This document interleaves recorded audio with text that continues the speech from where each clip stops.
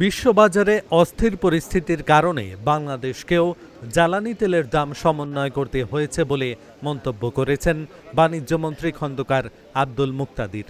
তিনি বলেন, বাংলাদেশ কোনো বিচ্ছিন্ন দেশ নয়। পৃথিবীর অধিকাংশ দেশেই আমদানি মূল্যের ওপর ভিত্তি করে জ্বালানির দাম বাড়ে বা কমে।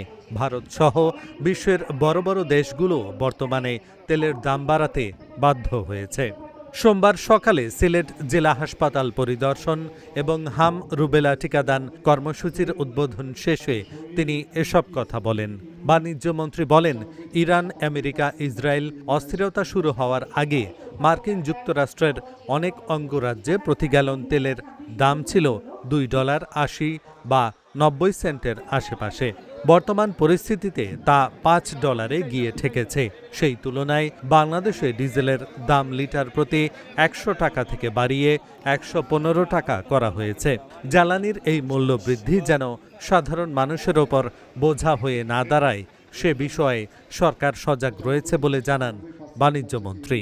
জ্বালানি তেলের মূল্য সারা পৃথিবীতে বৃদ্ধি হয়েছে। বিষয়টা এরকম না যে বাংলাদেশ একটা বিচ্ছিন্ন পদক্ষেপ নিয়েছে। পৃথিবীর বেশিরভাগ দেশে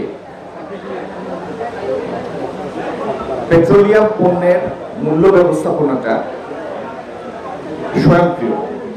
যদি আমদানির ক্ষেত্রে মূল্য বাড়ে তাহলে এটা স্বয়ংক্রিয়ভাবে খুচরা পর্যায়ে মূল্য বৃদ্ধি হয় পৃথিবীর বিভিন্ন দেশে, ভারত সহ।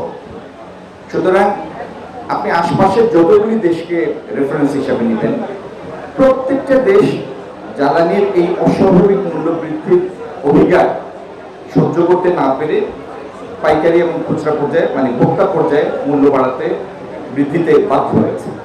সংঘাত শুরু হওয়ার আগে অনেক স্টেটে তেলের মূল্য ছিল গ্যালন, মানে গ্যালন বলতে 4.5 লিটারের গ্যালন $2.90, $2.80।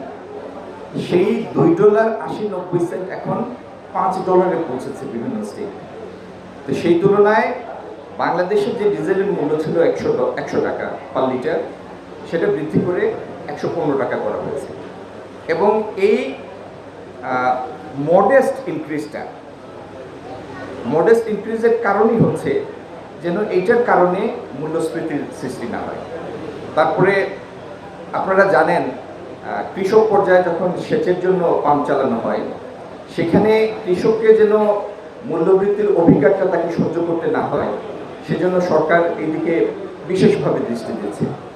এইভাবে মূল্যস্ফীতির সম্ভাব্য প্রভাব যেন বিভিন্ন সেক্টরে না পড়ে, সেজন্য সরকার সচেতন আছে এবং সেক্টর ওয়াইজ সেটার জন্য ব্যবস্থা নেবে।